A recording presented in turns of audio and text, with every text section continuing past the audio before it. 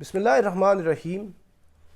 اسرائیلی وزیر اعظم Benjamin Nitin Yahoo یہ بات کرتا ہے کہ آسمان گر جائے یا زمین پھٹ جائے، یہ سیز فائر ہو یا نہ ہو، میں نے ہر صورت رفح کے اوپر اٹیک کرنا ہے، میں نے رفح کو تخت و تاراج کر دینا ہے، اس کو راکھ کا ڈھیر بنا دینا ہے۔ اور رفح وہ علاقہ ہے جس کے اندر غزہ کے جو یہ ساؤتھ آف غزہ کا علاقہ ہے کہ نارتھ آف غزہ اور سارے جگہوں سے اکٹھے ہو کے لوگوں نے ادھر پناہ لی ہوئی ہے، اور ابھی اسرائیل کا وزیر اعظم چاہتا ہے کہ ان لوگوں کو بھی مارے، ان کے گھروں کو تباہ کر دے، اور بلڈنگز جیسے پہلی غزہ پورا نارتھ آف غزہ کے اندر تباہ وہ کر چکا ہے، ادھر بھی وہ تباہ کر دے۔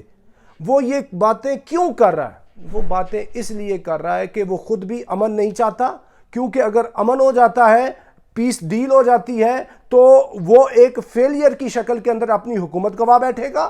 اگر وہ ہوسٹیجز بغیر کسی جنگ کے وہ ہوسٹیجز لے کے آتا، پیس ڈیل کے ذریعے لے کے آتا، پھر بھی یہ اس کی بہت بڑی ناکامی ہے۔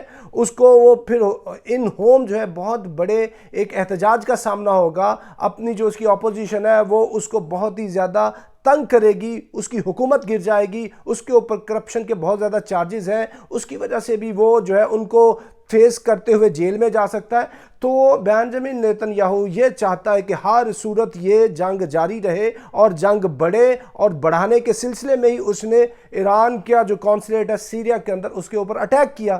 نیتن یاہو یہ کوئی ایک ڈیفرنٹ شخصیت نہیں ہے، یہ کوئی ان یوزول بندہ نہیں ہے، پوری کی پوری قوم یہود جو ہے اس کی تاریخ بھری ہوئی ہے ان واقعات سے، کیونکہ ان کا کام ہی یہ ہے کہ انسانیت کو انہوں نے تباہ کرنا ہے۔ اس کی وجہ میں آپ کو یہ بتاتا ہوں کہ حضور علیہ السلام کی آمد کے وقت مدینہ طیبہ میں دو قبائل ہوا کرتے تھے، اوس اور خزرج کے قبائل، اور یہ چھوٹی چھوٹی باتوں سے آپس میں لڑائی کر لیا کرتے تھے۔ کبھی پانی پینے پلانے پہ جھگڑا ہو جاتا تھا، کبھی گھوڑ دوڑ کے اوپر جھگڑا ہو جاتا تھا، اور یہ جھگڑے 30 سال چلتے تھے۔ یہ لڑائیاں اتنی لمبی چلتی تھی، عشروں پہ محیط رہتی تھی۔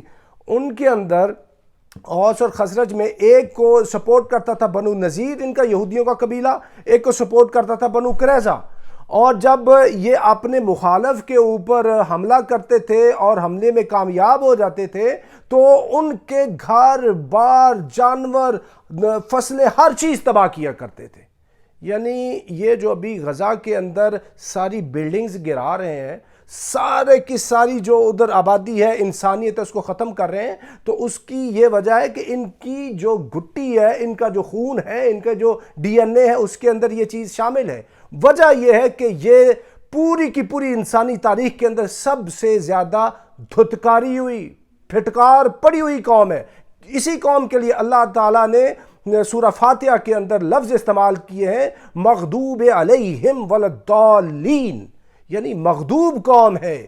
یہ وہی قوم ہے جس کے لیے کلام مجید کے اندر اللہ تعالیٰ نے کونوا قردۃ خاسئین کے الفاظ استعمال کیے ہیں، کیونکہ اس کے جو ہاتھ ہیں انسانیت کے خون سے رنگے ہوئے ہیں۔ بعض اوقات سوال یہ پیدا ہوتا ہے کہ یہ جو لوگ ہیں، جب انہوں نے اتنے بڑے جرم کیے ہیں، یہ جو قوم یہود ہیں، تو پھر ان کو اللہ تعالیٰ نے ختم کیوں نہیں کیا؟ اللہ تعالیٰ نے تو بڑی بڑی جو قومیں تھیں، جو قومیں عاد تھی، سمود تھی، مدین کی قوم تھی، شعیب علیہ السلام کی قوم تھی، حضرت نوح علیہ السلام کی قوم تھی، یہ جو جتنی پچھلی اقوام تھی جنہوں نے اللہ تعالیٰ کے خلاف یہ جو جنگ کی، ان کو اللہ نے ختم کر دیا۔ یہ تو وہ ہیں کہ جن کے ہاتھوں کے اوپر سینکڑوں ہزاروں انبیاء کرام کے خون ہیں، پھر ان کو کیوں نہیں اللہ تعالیٰ نے ختم کیا؟ اللہ تعالیٰ نے ان کو سمجھیں کہ جیسے بعض اوقات سزا ہو جایا کرتی ہے، پھانسی کی یا کوئی بھی سزا، لیکن سزا کو پینڈ کر دیا جاتا ہے۔ ان کو سزا ہو چکی ہے اللہ تعالیٰ کی طرف سے، لیبل لگ چکا ہے کونوا قردۃ خاسئین، لیبل لگ چکا ہے کہ یہ مغضوب قوم ہے، لیکن ان کی سزا اس لیے پینڈ کر دی گئی ہے کیونکہ انہوں نے اٹیمپٹ ٹو مرڈر کیا ہے اللہ کے رسول کو۔ ٹیکنیکلی جو رسول اللہ ہوتا ہے وہ کبھی بھی قتل نہیں کیا جاتا، قتل کیا جا سکتا ہی نہیں ہے۔ جتنے نبی ہیں، نبیوں کو قتل کیا جا سکتا ہے، رسول کو قتل نہیں کیا جا سکتا۔ تو حضرت عیسیٰ علیہ السلام رسول اللہ تھے، انہوں نے ان کو مرڈر کرنے کی اٹیمپٹ کی لیکن کر نہ سکے۔ پھر اللہ تعالیٰ کی غیرت نے گوارا ہی نہیں کیا کہ ان کو وہ چھوڑ دے. پھر اللہ نے کہا تمہاری جو سزا ہے وہ بڑھتی جائے گی, اتنی شدید سزا ہوگی کہ تمہیں میں قیامت تک جو ہے لوگوں کے لیے ایک دتکاری ہوئی قوم کی شکل میں رکھوں گا. اور یہی وجہ تھی کہ ان کو پھر مار پڑی. سب سے پہلی مار ان کو پڑی ہے بخت نصر کے ٹائم, نبوکہ نظر کے ٹائم, جس نے لیوانت کی جنگ لڑی ہے, 43 ایئرز اس نے رول کیا ہے. اس رول کے اندر سب سے جو کڑی سزا دی ہے وہ اس نے ان کو دی, اور ہیکل سلیمانی پہلی دفعہ اس نے گرایا. اس کے بعد ہیکل سلیمانی دوسری دفعہ گرتا ہے سن 70 کے اندر, جب جو ٹائٹس ہے, جو اتنا ٹائٹس نے ان کو مارا ہے, رومی جو جنرل تھا, کہ 1,43,000 یہودی ایک دن کے اندر مار دیے. اور انہوں نے پھر یہودیوں کے لیے آؤٹ آف باؤنڈ کر دیا. یعنی ان کا ہیکل سلیمانی دوسری دفعہ انہوں نے اس کو تباہ و برباد کر دیا. اس کے بعد سلسلہ چلتا رہتا ہے. حضور علیہ السلام کا ٹائم آ جاتا ہے, اور حضور نبی صلی اللہ علیہ وسلم کے ٹائم کے بعد حضرت فاروق اعظم رضی اللہ عنہ جا کے جب بیت المقدس کو فتح کرتے ہیں, اس ٹائم وہ ان کو اتنی سی رعایت دے دیتے ہیں کہ بھئی تم جتنے یہودی ہو آ کے بیت المقدس کو وزٹ کر سکتے ہو, لیکن ادھر پرماننٹلی رہ نہیں سکتے. ہونا تو یہ چاہیے تھا کہ ان کو کسی قسم کی وزٹ کی بھی اجازت نہیں دینی چاہیے تھی, لیکن دے دی گئی. تو اس وجہ سے یہ پھر آتے جاتے رہے حضرت فاروق اعظم رضی اللہ عنہ کے ٹائم سے. اور پھر یہ ہوا کہ جب یہ ترکوں کا بھی زمانہ رہا ہے, اس ٹائم بھی یہ آؤٹ آف باؤنڈ تھے, لیکن جب یہ آئی ہے ورلڈ وار 1, اس کے ٹائم پوری کی پوری یہ جو سلطنت عثمانیہ اس کا خاتمہ کر دیا جاتا ہے. تو اس کے بعد پھر بیلفور ڈیکلیریشن 1917 کے اندر ہوتا ہے. تو پھر تو یہ پورے کا پورا جو لیوانت کا ریجن ہے, مڈل ایسٹ, یہ تو سارے کا سارا ان کے قبضے میں چل جاتا ہے. اور یہ ایک برٹش پروٹیکٹریٹ ہوتا ہے, یہ پیلسٹائن, یہ قبضے میں آتا ہے انگلینڈ کے. انگلینڈ ان کو تحفتاً دے دیتا یہودیوں کو, پوری دنیا سے لا کے ادھر بسا دیا جاتا ہے ان یہودیوں کو. پھر یہ آ کے اپنی ادھر سیٹلمنٹس کرتے ہیں, اور پھر آگے سلسلہ چلتا ہے. معاملہ یہ ہے کہ یہ بینجامن نیتن یاہو کیوں مارنا چاہتا ہے. اتنا پروٹیسٹ امریکہ کے اندر بھی ہو رہا ہے, وہ اتنے جو کولمبیا یونیورسٹی ہے اس کے اندر انتفاضہ کے نعرے لگ رہے ہیں, اور بہت زیادہ سیریس وائلنٹ پروٹیسٹ چل رہا ہے. یہ جو قوم ہے یہ اپنے آپ کو یہ سمجھتی ہے کہ یہ جو رفح کے لوگ ہیں, یہ ابھی تک 35,000 لوگوں کو یہ مار چکے ہیں. اس کے اندر 2/3 معصوم بچے اور خواتین ہیں جن کو یہ شہید کر چکے ہیں. تو یہ کہتے ہیں کہ یہ جو ہمارے علاوہ, یہودیوں کے علاوہ جتنی قومیں ہیں دنیا کے اندر, وہ تو they are gentile, they are سب ہیومنز. ان کو مارنا, ان کا مال جان ان کے اوپر ان کا حق ہے. اور دنیا کے اندر صرف یہی پڑھے لکھے, باقی تو امیون ہیں. اور یہ جو غزہ کی لڑائی ہے, یہ سمجھیں کہ یہ کزنز کی لڑائی ہے, یہ شریکوں کی لڑائی ہے. یہ ایک بیٹے ہیں حضرت اسماعیل علیہ السلام کے, دوسرے بیٹے یہ جو یہودی ہیں حضرت اسحاق کی نسل سے ہیں.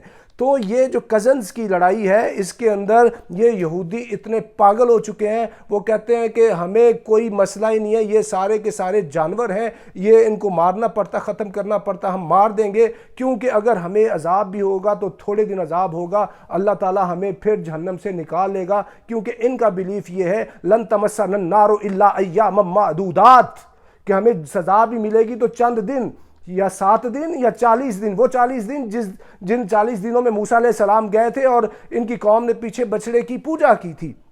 یہ بات اس لیے کرتے ہیں کہ ان کو بڑا تکبر ہے. تکبر یہ ہے, یہ کہتے ہیں کہ ہم اللہ کے بیٹے ہیں, نحن ابناء اللہ و احباؤہ, کہ ہم تو اللہ کے بیٹے ہیں اور اس کے پسندیدہ ہیں.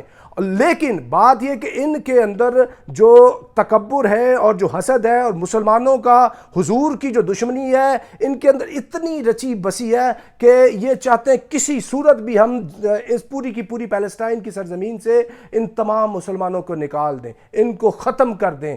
کیونکہ وجہ یہ ہے کہ یہ حضور کے دشمن ہیں, اور یہ اتنا زیادہ ان کو پہچانتے تھے. حسد کیوں ہوا؟ یہ چاہتے تھے ہمارے میں یہ آنی ہے پیغمبری, بنی اسحاق میں, بنو اسرائیل میں آنی ہے, یہ بنی اسماعیل میں, قریش میں کیوں چلی گئی؟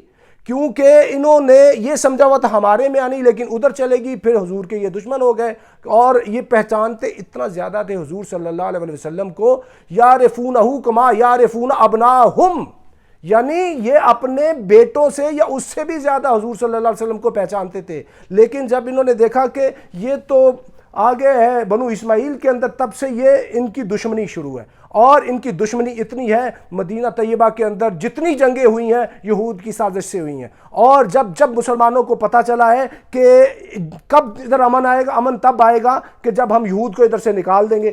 پہلی دفعہ کس کو نکالا؟ جو بدر ہوتی ہے، غزوہ بدر کے ٹائم پہلا جو ان کا قبیلہ ہے جس کو سزا ملتی ہے وہ بنو قینقاع ہے، اس کو مدینہ بدر کر دیا جاتا ہے، نکال دیا جاتا ہے پورے کے پورے قبیلے کو۔ اس کے بعد احد، اور اس کے بعد پھر احزاب کے اندر ان کا بنو نذیر اور بنو قریظہ کا قبیلہ نکال دیا جاتا ہے۔ یعنی تب تک مدینہ طیبہ کے اندر امن نہیں آتا جب تک یہود کے وجود ناپاک سے مدینہ طیبہ کی سرزمین کو پاک نہیں کر دیا جاتا۔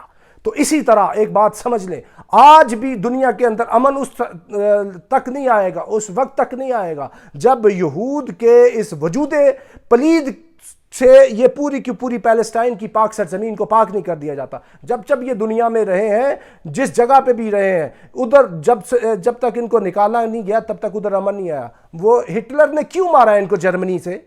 بھئی کیوں نکالا؟ کیونکہ یہ فساد پھیلاتے تھے۔ رشیا میں ان کا یہ معاملہ تھا۔ آج پوری دنیا کے اندر صرف 1.5 کروڑ یہودی رہتا ہے، جدھر زیادہ یہودی ہوگا ادھر زیادہ فساد ہوگا، اور اس 1.5 کروڑ یہودیوں میں سے 46% یہودی رہتا ہے اسرائیل کے اندر، 38% یہودی رہتا ہے امریکہ میں۔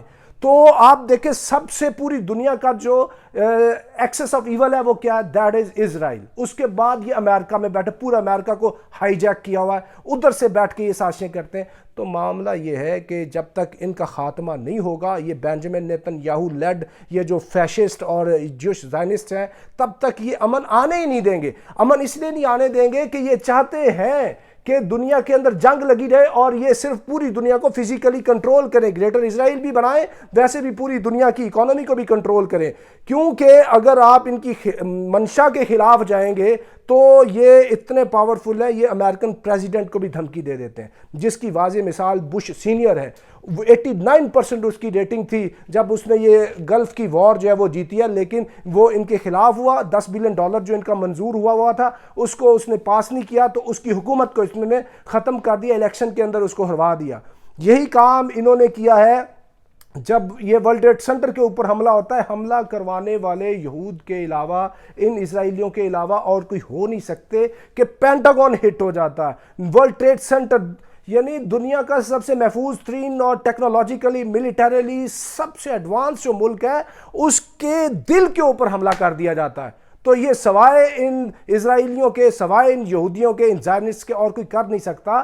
وہ انہوں نے اس لیے کیا کہ انہوں نے دنیا کے اندر crush of political Islam there in Afghanistan ختم کرنا تھا، اور اپنے آبجیکٹیو آف گریٹر اسرائیل کے لیے یہ مڈل ایسٹ اور ان علاقوں کے اندر فزیکلی آکوپائی کرنا تھا امریکن امبریلا کے نیچے۔ تو یہ پوری دنیا کو پتا ہے، امریکنز کو پتا ہے کہ یہ ورلڈ ٹریڈ سینٹر کے اوپر یہ جو 9/11 ہوا ہے یہ کس نے کہا؟ یہ بھی انہوں نے کروایا۔ یعنی ان کے ہاتھ جو ہیں خون سے رنگے ہوئے ہیں۔ پوری دنیا کی جتنی بھی جنگیں ہوئی ہیں، لڑائیاں ہوئی ہیں، اس میں سب سے زیادہ جو قصوروار ہیں وہ یہ ہیں۔ تو ابھی بھی دنیا کے اندر امن کیسے آئے گا؟ امن دوبارہ اس سمت آئے گا، اس وجہ سے آئے گا، اور اس کی صرف اور صرف ون اینڈ اونلی وہ گارنٹی ہے جب دوبارہ کوئی نبوکدنضر آئے، دوبارہ کوئی ٹائٹس آئے، دوبارہ کوئی فاروق اعظم آئے، دوبارہ کوئی صلاح الدین ایوبی آئے۔ جب دوبارہ کوئی اس طرح کی اللہ تعالیٰ شخصیت پیدا کرے گا، پھر کوئی بھی ملک ہو، ایران ہو، پاکستان ہو، ترکی ہو، یا کوئی رشیا چائنا بھی ہو سکتا ہے، وہ ان کو ٹکر میں آ کے ملیں گے اور ان کو تخت و تاراج کریں گے، ان کے وجود پلید سے اس زرزمین کو وہ صاف کریں گے۔ پھر دنیا کے اندر، اس علاقے کے اندر امن آئے گا۔